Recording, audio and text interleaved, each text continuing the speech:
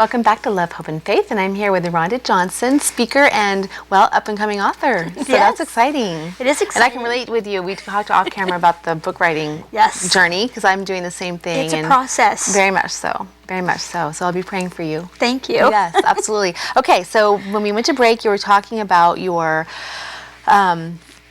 encounter with Jesus and in the church that day when you had made a plan to commit suicide. Yes. And there's so many people that can relate to that. And you said you felt like the pastor was speaking right to you, and you went to the altar.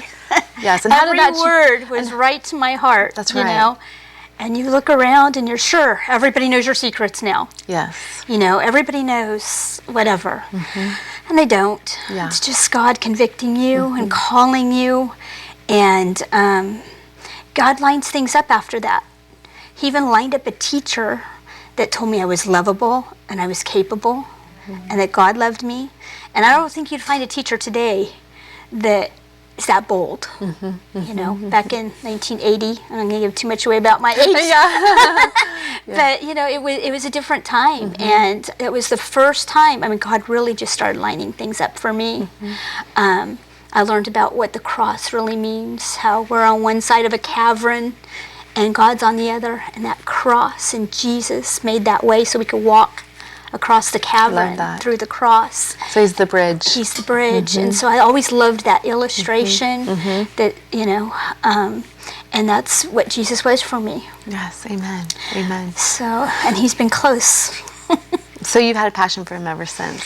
Yes and no. I mean, I definitely, I started out so good with Christ and with Jesus, and then circumstances happen, and you start to pull away a little bit.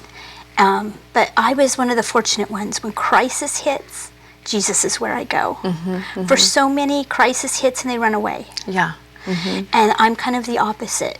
And he's always been able to hold me and comfort me and let me know that he'll walk with me through it. Yes. Jesus could always save me. I'm always saying, you know, you could just stop it, you know.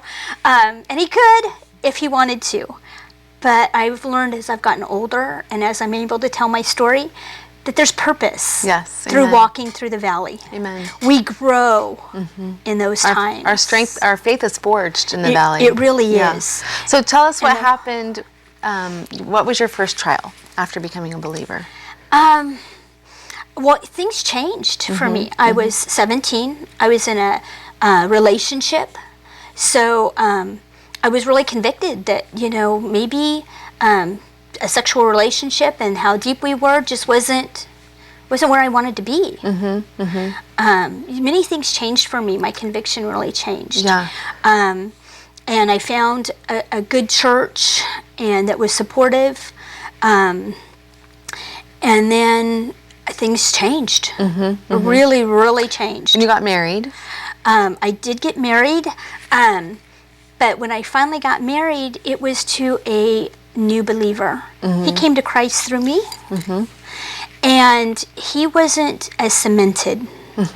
And unfortunately, he left me for another woman, and I was devastated. Yes. You know. Were you asking why, God? I was. I'm like, I really thought this was the guy. And it was because so much had happened in my life that I clung to this guy, and I had clung to him instead of Jesus at that point. And that was my downfall. And that's so common. We make, you know, speaking as a woman, sometimes we can make our man our God, you know, especially if there, I don't know about your past with your dad, but especially if there's any kind of father issues from the past, which there was in my life. I'm assuming maybe yours as well. Yeah, and so then we kind of are looking for that in other relationships, and really God is our dad. He really is. God is our husband. And my father had actually rolled his car off the side of a cliff when I started seeing Daniel, and then Daniel came to know the Christ through me, and you know, got married before my dad could really object because he was still recovering. Took a couple of years for him to recover, but I was married by the time he was fully recovered. Yeah. You know, it was my dad who introduced Dan to the woman he left me for. Okay, okay. So yeah, I had some father issues. Yeah, yeah. Dan's a good guy. He was a good guy. He just, wasn't strong enough. He didn't recognize Satan. And I don't know that I recognized him at that time either. I'm really good at recognizing him now and telling him to get behind me. But the newer you are in your faith, I think it's a little harder to say, I see what this is, you know, get behind me. He prowls like a lion, looking who he can devour. Who he can devour. And Dan was such a young Christian that Satan devoured him. Yeah. Okay, so then you got divorced. He left me on our 3rd anniversary. Okay. For this woman, and I spent 3 years because I'm like, okay, I married you in the sight of God, and I'm staying married to you. You know, that's just how I felt. And he came and filed for divorce on our 3rd anniversary, and so I'm like, I'm done. I'm good. I don't need any men. Yeah. And then God orchestrated this man in my life that I'm married to now 24 years. Good. But we hated each other's guts when we first met. Hated him. I just thought he was so arrogant and just thought he was just all that, and I didn't think he was all that. And we were in a very competitive business, and we were always competing for the best sales. And God's like, no, this is the one. And it was a struggle. I'm like, are you sure? Are you sure this is the guy? Because he's not my first choice. But we've been together 24 years now. We've had trials. We've had issues and separations. But at the end of the day, we both have the Lord. And we both, you know where we're going. Amen. So. And so in that, you actually went through cancer. I did. Tell us what happened. Paul and I had been married for 5 years. We had been trying to get pregnant. Nothing was happening.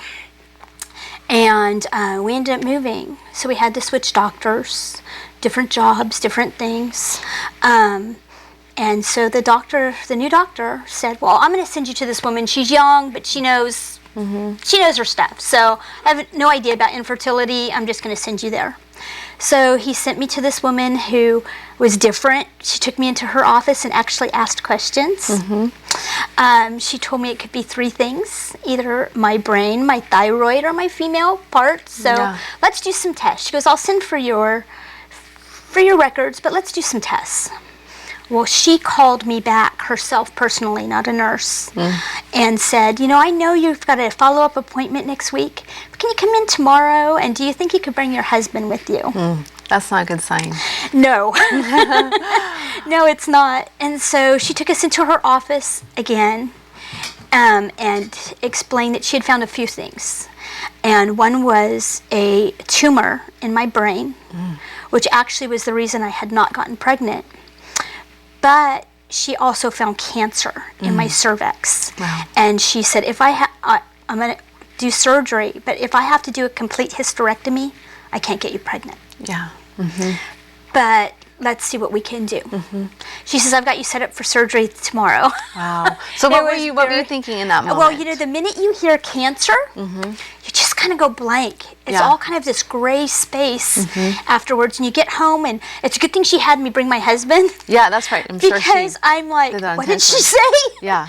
We're going where tomorrow? I mean, it was just really quick. And that's shock. I mean, you talked about this off camera, but you're in shock. And I think shock is a blessing that God, made our bodies wired that way so that we could kind of have some distance between us and that bad news and kind of numb a little bit so we can make it through it, I really think that's true. Yeah. Because that word cancer has just it's overwhelming. It is overwhelming, and you don't really know what does that mean. Yeah, yeah.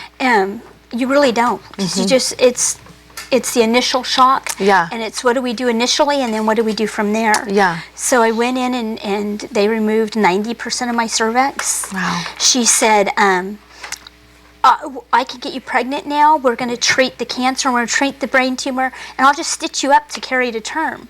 Wow. Well, I was taking the medication every morning. I was going to the center and taking the medication and going to work. I was in the retail business, and I was getting sick every morning before I would go to the bank, count the money and get sick after the treatment. And then Christmas started to come around, and I went back to, and I said, is there any way we can stop the treatment? What's the results of if we stop treatment right now? Because I just can't go on this way. And she goes, well, can you stick around and do some tests for us? I'm like, absolutely. It's my day off.